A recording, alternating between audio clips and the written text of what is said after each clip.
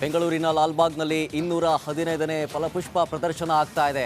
ಆದರೆ ಈ ಫಲಪುಷ್ಪ ಪ್ರದರ್ಶನದಲ್ಲಿ ಹೂಗಳೆಲ್ಲವೂ ಕೂಡ ಬಾಡ್ ಹೋಗಿದ್ವು. ಈ ವಿಚಾರಕ್ಕೆ ಸಂಬಂಧಪಟ್ಟಂತೆ ರಿಪಬ್ಲಿಕ್ ಕನ್ನಡ ಕೂಡ ಸುದ್ದಿಯನ್ನು ಬಿತ್ತರಿಸಿತ್ತು.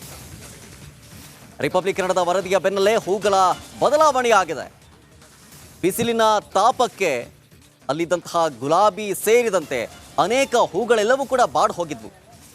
ಈ ಬಗ್ಗೆ ವರದಿ ಪ್ರಸಾರ ಮಾಡಿದ ಬೆನ್ನಲ್ಲೇ ಅಲರ್ಟ್ ಆಗಿದೆ ತೋಟಗಾರಿಕಾ ಇಲಾಖೆ. ನಿನ್ನೆ ರಾತ್ರಿ ಫ್ಲವರ್ ಶೋನ ಹೂಗಳ ಬದಲಾವಣೆ ಮಾಡಲಾಗಿದೆ. ಯಾವ ವರ್ಷವೂ ಕೂಡ ಈ ರೀತಿಯಾಗಿ ಹೂಗಳು ಬಾಡೇ ಇರಲಿಲ್ಲ. ಆದರೆ ಈ ಸಲ ಮಾತ್ರ ಕೇವಲ 3 ದಿನಕ್ಕೆ ಹೂಗಳೆಲ್ಲವೂ ಕೂಡ ಬಾಡ್ ಹೋಗಿದೆ. 15 ಲಕ್ಷ ಹೂಗಳನ್ನು ಹೊಸದಾಗಿ ಇದೀಗ ಹಾಕಲಾಗಿದೆ. ತೋಟಗಾರಿಕೆ ಇಲಾಖೆ ಉಪನಿರ್ದೇಶಕಿ ಕುಸುಮಾ ಅವರು ಇದಕ್ಕೆ ಸಂಬಂಧಪಟ್ಟಂತೆ ರಿಯಾಕ್ಷನ್ ಅನ್ನು ಕೊಟ್ಟಿದ್ದಾರೆ. ನಿನ್ನೆ ಕೂಡ ಇದ್ರ ಬಗ್ಗೆ ರಿಪಬ್ಲಿಕ್ ಕನ್ನಡ ಸುದ್ದಿಯನ್ನು ಪ್ರಸಾರ ಮಾಡಿತ್ತು. ಸುದ್ದಿಯ ಬೆನ್ನಲ್ಲೇ ಇದೀಗ ತೋಟಗಾರಿಕಾ ಇಲಾಖೆ ಅಧಿಕಾರಿಗಳು ಎಚ್ಚೆತ್ತುಕೊಂಡು ಹೂಗಳನ್ನು ಬದಲಾವಣೆ ಮಾಡಿದ್ದಾರೆ. ತುಂಬಾ ಸಡನ್ ಡ್ರೈ ಸ್ಪೆಲ್ ಇದೆ. ಇದು ಯಾವಾಗಲೂ ವಿಂಟರ್ ಇರ್ತಿತ್ತು, ಸ್ವಲ್ಪ ಮ್ಯಾನೇಜ್ ಆಗ್ತಾಯಿತ್ತು. ಇದು ಒಂಥರ ಬೇಸಿಗೆ ಥರ ಫೀಲ್ ಆಗ್ತಾಯಿದೆ ಸಡನ್ನಾಗಿ. ಸೊ ಅದರಿಂದ ಏನಾಗ್ತಾಯಿದೆ, ನಮಗೆ ಎಷ್ಟೇ ಆಮೇಲೆ ಡೇ ಟೈಮು ನೀರು ಹಾಕೋಕ್ಕಾಗಲ್ಲ. ಅಲ್ಲಿ ಜನ ಜಾಸ್ತಿ ಇರ್ತಾರೆ, ರಾತ್ರಿಯೇ ನೀರು ನಾವು ಬಳಸಬೇಕು, ಅಂದರೆ ಓಯಸಿಸ್ ಕಟ್ ಫ್ಲವರ್ಸ್ಗೆ. ಹಾಗಾಗಿ ಡ್ರೈ ಆಗಿದೆ.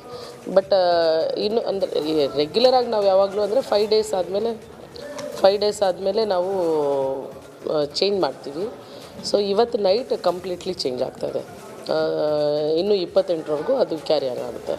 ಹಾಗಾಗಿ ಈ ಸರಿ ಡ್ರೈ ಸ್ಪೆಲ್ ಜಾಸ್ತಿ ಇರೋದ್ರಿಂದ ಅದು ಏನು ಬತ್ತೋಗಿರೋದು ಇದು ಮಾಡೋಕ್ಕೆ ಅಂದರೆ ಜಾಸ್ತಿ ಬೇಗನೆ ಬತ್ತೋಗಿದೆ. ಇಲ್ಲಾಂದರೆ ಫ್ರೆಶ್ಶೇ ಇರ್ತಾಯಿತ್ತು ಆ್ಯಕ್ಚುಲಿ. ಆ ಥರದ್ದು ಸಮಸ್ಯೆ ಉಂಟಾಗಿದೆ. ನಮಗೆ ಆಗಸ್ಟ್ಗೆ ಈ ಸಮಸ್ಯೆ ಉಂಟಾಗಲ್ಲ. ಆಗಸ್ಟಲ್ಲಿ ರೈನ್ಫಾಲ್ ಸೀಸನ್ ಇರುತ್ತೆ, ಆವಾಗ ಆ ಥರ ಬತ್ತಲ್ಲ. ಈವನ್ ಜಾನ್ವರಿಲೂ ಆ ಥರ ಪ್ರಾಬ್ಲಮ್ ಇರಲಿಲ್ಲ ಮುಂಚೆ ಎಲ್ಲ.